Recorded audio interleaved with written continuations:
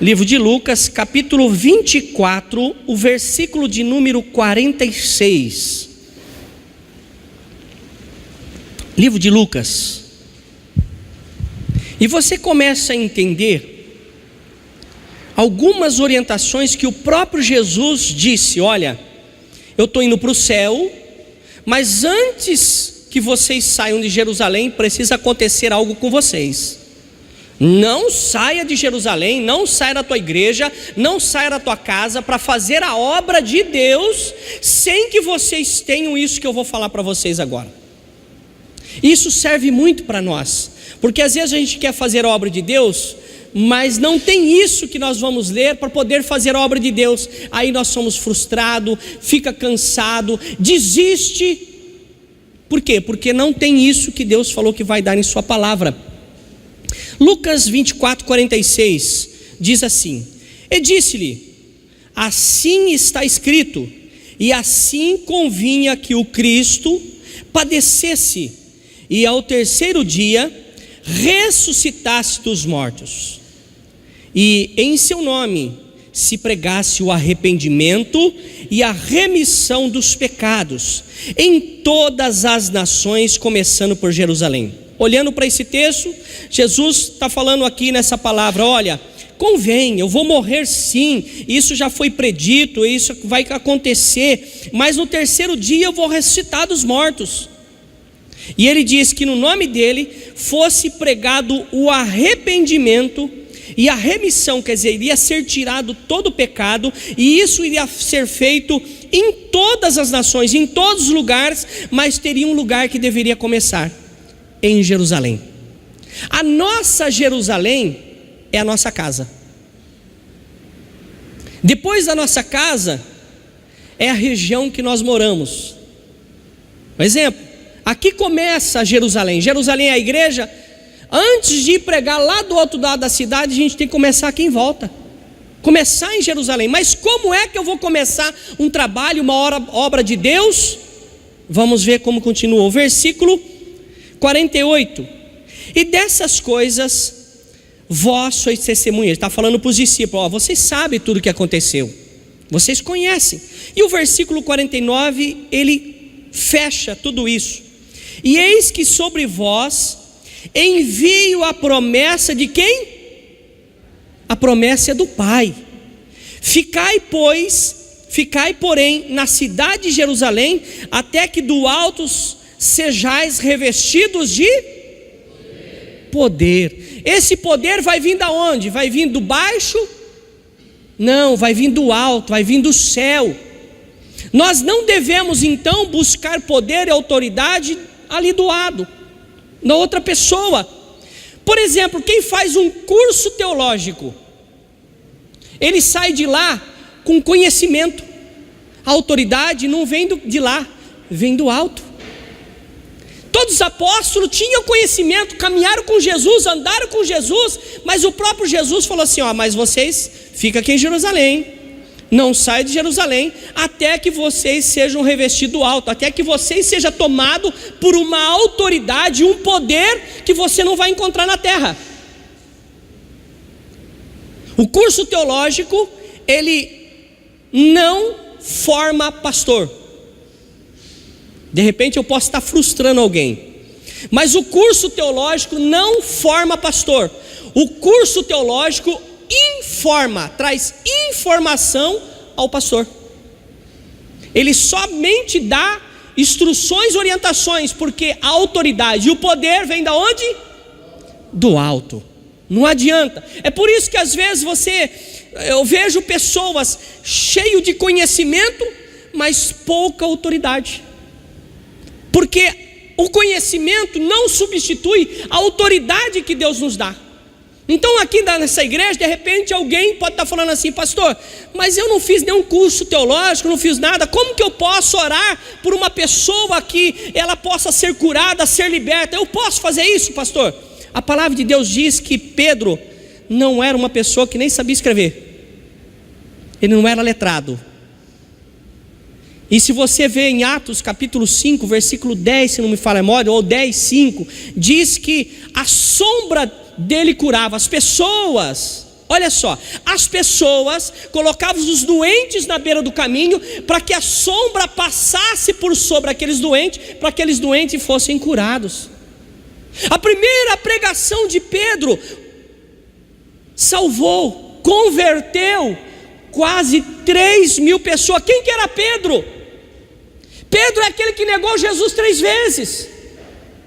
Eu estou dando uma ferramenta para você, que se você buscar a autoridade de Deus, isso que aconteceu com Pedro pode acontecer comigo, pode acontecer com você. Alguém debate teologia, debate isso, conhecimento. O conhecimento não substitui a autoridade. A minha experiência, o meu testemunho não substitui a palavra de Deus. Eu posso contar o meu testemunho, Deus se alegra com o meu testemunho, mas Deus não age como Ele agiria se a palavra dEle fosse lida. Porque quando a palavra de Deus está sendo lida, a palavra de Deus nos traz fé. A fé nos traz ali autoridade, a ponto de olhar para esse monte, sai desse lugar e vai para outro lugar, sai daqui e vai para lá. Isso é a palavra de Deus. Então aqui o pastor, a mensagem começa dizendo que antes de eu fazer a obra de Deus, eu preciso ser revestido da autoridade de Deus que vem do alto. Amém? Agora, como que eu faço? Como pode ser isso? Como que eu consigo isso? Como que isso aconteceu? Que autoridade era essa e como ela aconteceu? Aí nós temos que ir para o livro de Atos. Atos capítulo 2, a partir do versículo 1. Abre lá, por favor. Livro de Atos, capítulo 2, versículo 1. Jesus então falou: olha, vocês não saiam de Jerusalém, vocês ficam aí para ser revestido do alto. Eles não sabiam o que era ser revestido do alto. Mas o que eles fizeram? Obedeceram. Eles ficaram em Jerusalém. Talvez se eles tivessem saído, eu fiquei imaginando se eles não tivessem ficado em Jerusalém. Que isso, Jesus já morreu, agora eu vou fazer o que eu quero. Será que isso que eu vou ler agora teria acontecido com aquele que foi embora? Eu acho que não. Tenho certeza que não. Porque Deus não opera na desobediência. Olha o que está escrito aí em Atos capítulo 2, versículo 1. Cumprindo-se o dia de Pentecostes, estavam todos reunidos no mesmo lugar. Eles estavam reunidos no mesmo lugar. Então, Deus se manifesta num corpo, para depois aquilo que manifestou no corpo ser usado no membro. Deus se manifesta no corpo. É por isso que nós nos reunimos aqui neste lugar, igreja, formamos o corpo de Cristo, e Cristo como cabeça forma o corpo completo. Aqui nós somos orientados, somos abastecidos da palavra, o Espírito Santo atua na nossa vida, aqui nós somos fortalecidos e depois somos enviados. Então, reunidos todos no mesmo lugar. Versículo 2. E de repente, inesperado, algo que não estava sendo aguardado dia, hora, como vai acontecer com a volta de Jesus, de repente, veio da onde? Do céu, um som. Esse som veio da onde? Do céu. O som veio do céu como se fosse um vento veemente, um vento forte, um vento impetuoso. E este vento, ele encheu toda a casa que estavam assentados. Imagina só, as casas de porta fechada, janela fechada, porque eles estavam com medo, porque Jesus tinha sido crucificado, morto, e eles, como seguiam Jesus, estavam numa casa fechada, porque eles poderiam também ser vítima dessa crucificação, então eles estavam todos fechados em uma casa. E de repente naquela casa começou a entrar um vento que veio do céu, um vento forte. Mas como que o vento forte manifesta dentro de uma casa que está fechada? É o vento do Espírito Santo. E aí vamos continuar lendo. E encheu toda a casa em que estavam assentados. Versículo 3. E foram vistas por eles línguas repartidas como de fogo. Olha lá. Imagina você, põe fogo em algum lugar, você vê uma língua mais alta, uma mais baixa. Sabe aquilo que acontece? Eles conseguiram ver aquilo no ar. Eles viam o agir dessas línguas de fogo. Essa língua de fogo não queimava ninguém. Era a manifestação do Espírito Santo de Deus. Sabe essa música do Fernandinho, Caia Fogo do Céu?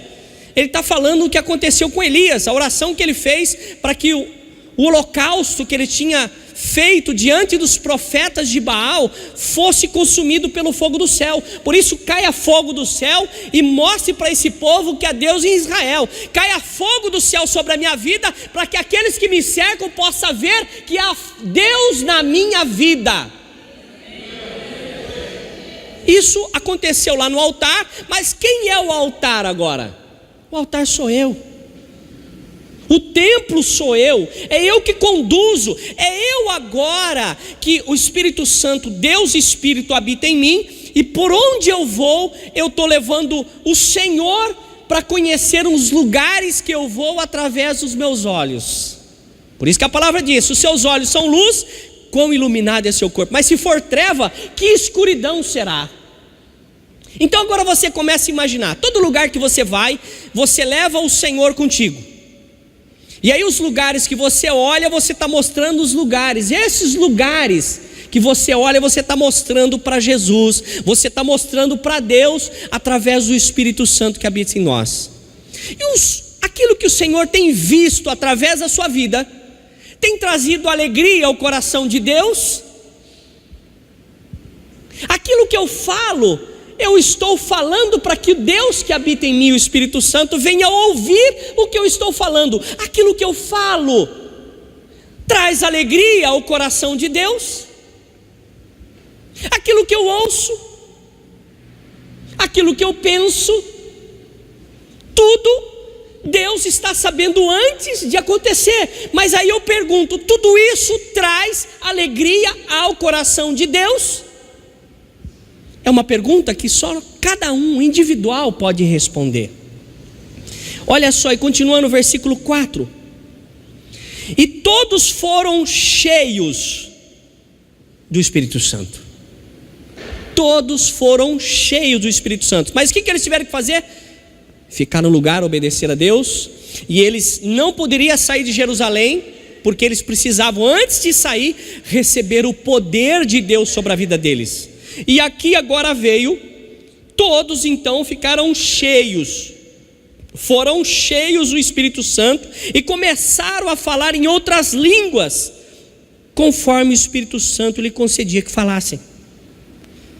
Deus vai nos dar alguma coisa, se não como evidência no dia de hoje, falar em línguas, mas vai te dar uma capacidade, vai te dar um direcionamento, vai te dar uma autoridade, que você não poderia imaginar que isso poderia acontecer de mim. Algumas pessoas falam assim, não tem coragem de orar pela outra pessoa. Se tem que orar em casa sozinho, ora, mas se tem que orar em público, ai meu Deus do céu, ai, como que eu não consigo. Aí fica trêmulo, né? De repente se vai usar o microfone, bate o microfone no dente e a perna não para. Eu vou dizer que para você que subir aqui para pregar, a perna treme sim, porque é um altar de Deus, você vai estar no lugar de Deus. E quem sobe aqui falando aquilo que não vive, sabe o que pode acontecer com essa pessoa? Pode morrer como Ananias e Safira. Porque quando eu falo alguma coisa para você que eu não estou vivendo, eu estou mentindo.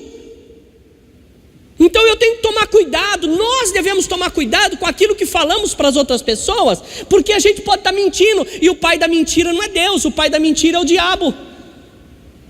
E aí a gente começa a escolher um outro pai para a nossa vida quando a gente mente. Então a gente tem que tomar muito cuidado, principalmente quando sobe nesse altar e vai falar de Deus, porque aqui, meu irmão, tem que ser sacrificado o homem, o ser humano tem que cair lá embaixo. Se não caiu lá embaixo, no sentido de Deus aparecer e não o homem, a gente pode ter problema lá na frente. Eu tenho que tomar cuidado, aquele que prega tem que tomar cuidado. Se você gosta do ministério de louvor, se você gosta de um ministério como esse, que está em evidência, tome cuidado quando for servir ele. E mesmo se você for limpar um banheiro, você está fazendo para Deus, você está tocando naquilo que é de Deus. Não é porque é um banheiro que está lá no fundo que não é de Deus, é de Deus lá também. O que se faz lá dentro daquele quartinho, Deus sabe o que está acontecendo. Então tudo que se for fazer na igreja, e aqui na igreja agora nós temos eu e o pastor Elber, a Silvana e a Giane que limpa a igreja, e eu tomei a iniciativa, é minha essa iniciativa, é eu que lavo os banheiros. Eu que vou lá lavar. Então cuidado com o que você faz lá, dá descarga, porque senão eu vou ver, tá certo? Por favor, me ajude aí. Dá bastante descarga, mas também não exagere, porque a água está cara. Então não importa o que você for fazer, faça para Deus. É a Deus que nós devemos agradar, em primeiro lugar. E aí ele continua dizendo assim: e todos foram cheios do Espírito Santo, e eles começaram a falar em outras línguas, conforme o Espírito Santo lhe concedia. Quem concedeu essa autoridade? Que eles falassem em outras línguas? O Espírito Santo. O Espírito Santo é que vai nos dar condições e autoridade para sair de um lugar de repente e ir fazer a obra de Deus. Uma pessoa que começa a fazer a obra de Deus sem a cobertura espiritual vai durar por um tempo. As lutas vão vir e vai desistir, vai abandonar, vai fechar, começa a andar cambaleando de meia boca. Por quê? Porque o ministério diante de Deus é dado por Deus a força. Filipenses 4,13: posso todas as coisas, porque é quem que dá a força? O Senhor que dá força, o Senhor é que me fortalece. Então olhe para isso e fala assim: olha, eu vou para a obra de Deus, eu quero assumir um ministério, eu quero assumir um compromisso com Deus, fazer isso ou aquilo. Antes se revista da autoridade de Deus, porque se não tiver revestimento, vai se cansar, vai desistir, vai ser uma pessoa frustrada, uma pessoa que vai deixar de acreditar no poder e no agir de Deus. Deus não está agindo, não, é que não houve revestimento, não teve autoridade. É como uma criança que brincou o dia inteiro na lama. A hora que vai sair de noite, você vai falar assim: ai filho, vem trocar de roupa, vamos pôr esse macacãozinho aqui, essa roupinha branquinha para a gente ir na festa. Como que vai ficar a roupa? Talvez por fora vai ficar bonitinho, mas por dentro a roupa vai estar tudo suja. Então Deus é assim, a gente precisa primeiro nos limpar, precisa primeiro nos revestir de autoridade. Depois ele fala: foi isso que foi falado para os apóstolos. Olha, eu estou indo para o céu, vou cumprir a promessa de Deus, vou mandar alguém para ficar aqui no meu lugar, para que vocês tenham autoridade. Nenhum deles, se você olhar para Pedro, quando foi confrontado e perguntaram para ele por 3 vezes: olha, você era um daqueles que andava lá? Do jeito que você fala, você anda com o cara aí que morreu aí, que está matando ele agora. Você andava com Jesus, né? Você andava... Não, 3 vezes. Olha só que isso, eles não tinham sido revestidos da autoridade do Espírito Santo.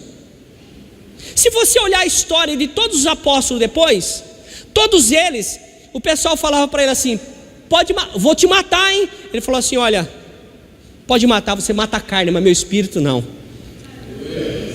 Paulo estava na prisão, mas se sentia livre. Por quê? Ninguém aprisiona uma pessoa espiritualmente.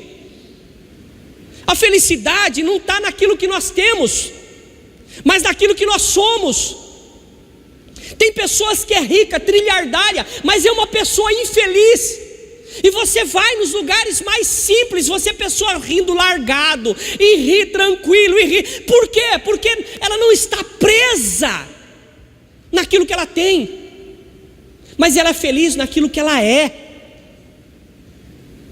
Eu tenho que ser feliz naquilo que eu sou, naquilo que Deus me transformou, e não naquilo que eu tenho, porque aquilo que eu tenho hoje é novo, mas amanhã é velho.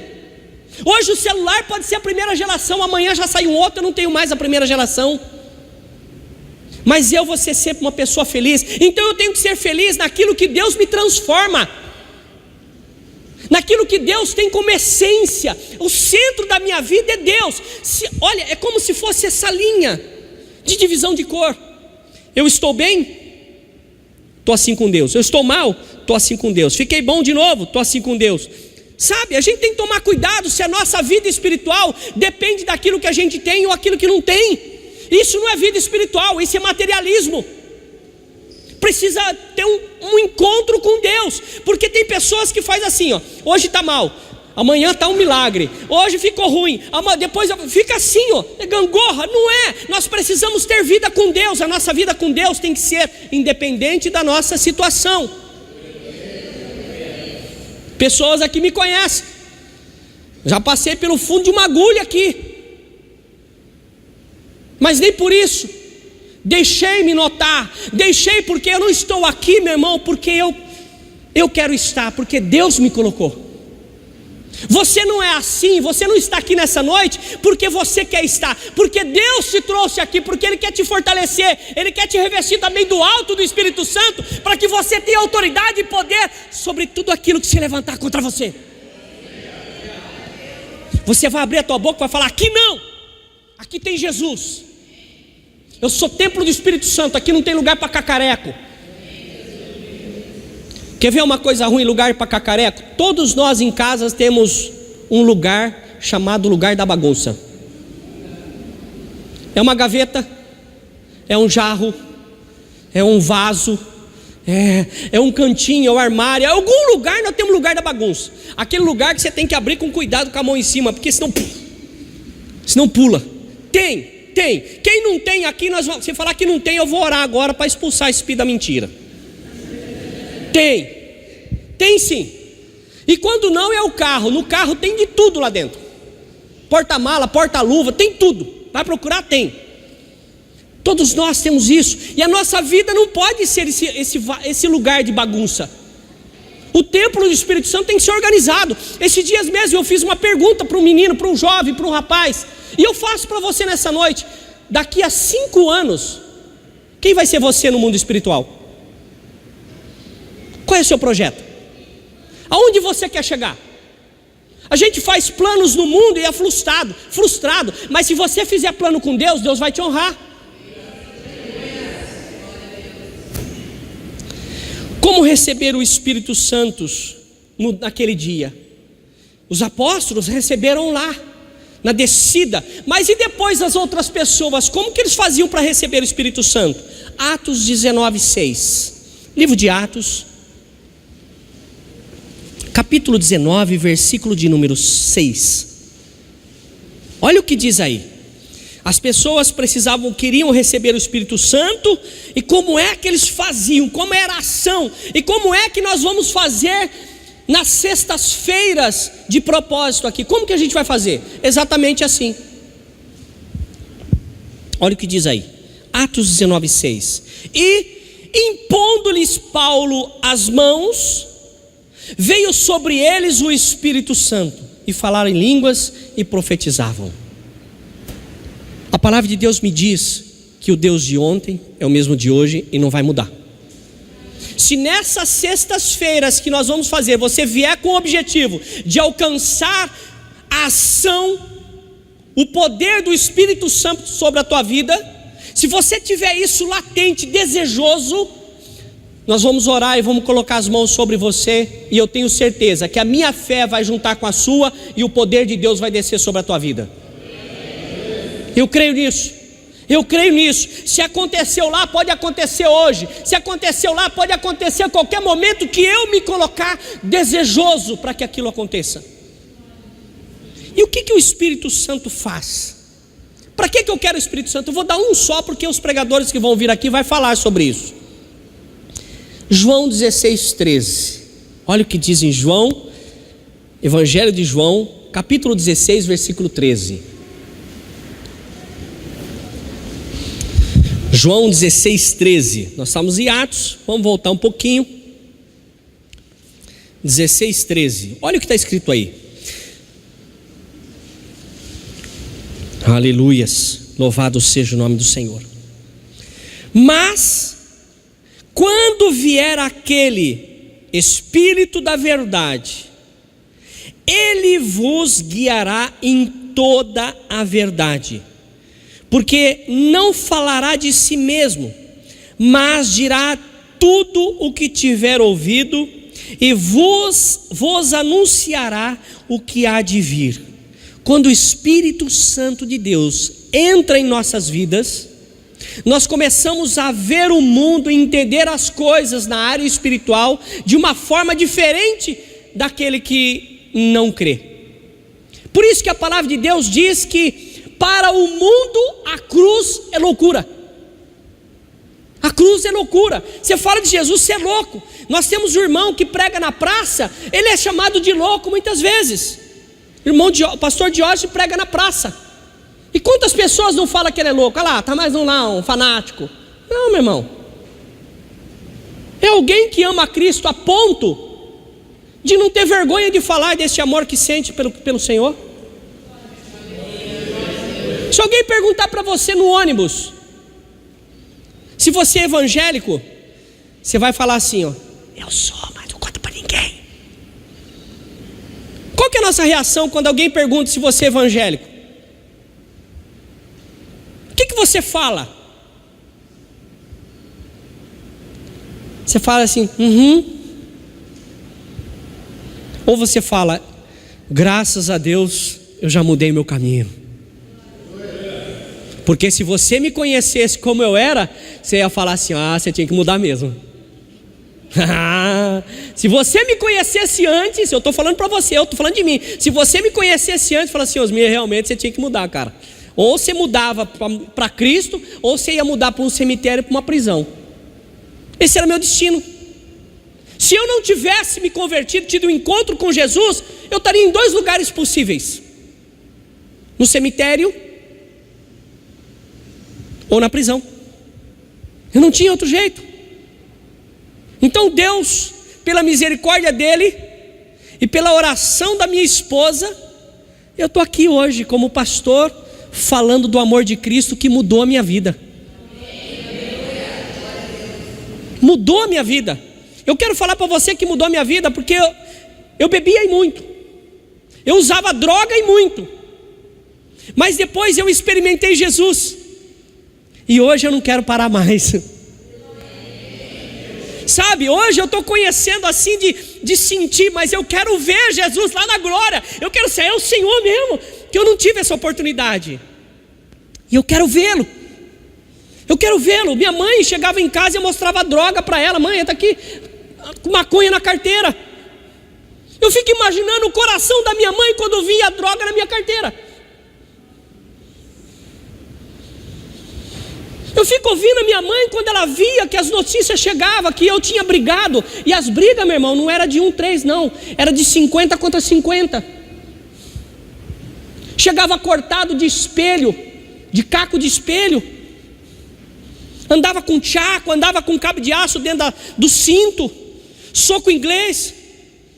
Eu sou pequenininho ainda, mas eu era menor ainda, só que eu lutava. E as pessoas vinham, eu podia ter matado alguém, podia ter morrido. Mas o Espírito Santo de Deus tomou a minha vida e mudou o curso do meu caminho. E pode mudar a vida de qualquer um. Pode mudar a sua. De repente você está olhando assim, pô, minha vida está uma droga, tá, é ruim, mas Deus pode pegar esse limão azedo que está, essa situação azeda, pôr cá o açúcar, o mel, e fazer com que tudo fique doce, e isso venha a ser saudável para a tua vida.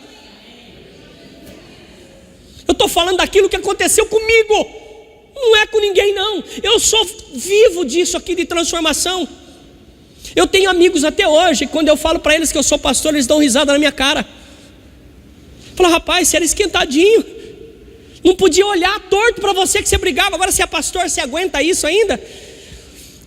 Eu fui testado algumas vezes já. E a gente precisa ser mudado, mas não mudado pelo homem, transformado por Deus, através do Espírito Santo, que mostra, você começa a olhar para as coisas e começa a ver diferente as coisas. Agora eu fico imaginando, o Espírito Santo nos reveste de poder e autoridade. Nós lemos lá no primeiro versículo. O que seria de um pastor que está à frente de uma igreja 10, 20, 30 anos se não tivesse o Espírito Santo? Não teria ação de Deus. Não teria. E nós podemos receber isso como oração de imposição de mãos, porque é uma junção. Imposição de mãos é uma ligação. Quando diz que dois é ligado num propósito, que esse propósito está no céu, acontece na terra, porque também é ligado no céu. Isso acontece. O Espírito Santo, ele nos guia para a verdade. Quantas vezes, meu irmão, eu não fui guiado à mentira? Quantas vezes não contei mentira, enganei meu pai, enganava minha mãe. Quantas vezes nós aqui não fizemos isso, enganamos as pessoas, mentimos. Mas depois que vem o Espírito Santo sobre a nossa vida, a gente começa, as dificuldades já passa a não ser dificuldade, já começa, Deus fala só, essa dificuldade é como você puxar um peso na academia, é pesado, né? Mas daqui a pouco o seu músculo vai crescer e você vai colocar mais um peso aí. Aí vai crescer, vai colocar mais um peso, daqui a pouco você está levantando a academia inteira. Essa luta pequena que você está enfrentando, você não está conseguindo vencer, persevera, tenha bom ânimo. Eu venci o mundo. Aí você vai, vence aquela, aí você vê uma pessoa com o mesmo problema que você tinha. Irmãos, tenha força, eu estava nessa situação, vença, vem comigo. E aí a pessoa vai ficando tudo pessoas caminhando juntos, vencendo juntos. Irmão, a alegria de um pastor é ver todos vencendo, não é um vencendo, os outros tendo derrotado. A alegria de Jesus não é um, é a alegria de todos, para que todos tenham a oportunidade de ser salvo. Deus amou o mundo para que todo aquele que nele crê não pereça, mas tenha vida eterna. Se fosse para alguns, está escrito assim: Deus amou o mundo para que alguns, não está escrito alguns, é todos, então é proporcional, depende da minha decisão. Meu irmão, quando eu for no mercado, eu posso comprar tomate podre, não posso? Eu posso comprar só os ruins do mercado, não posso. Eu posso ir no mercado e falar assim: tem tomate podre lá? Tá, pesa para mim que eu vou levar. O que você vai fazer? Não, eu quero gastar meu dinheiro.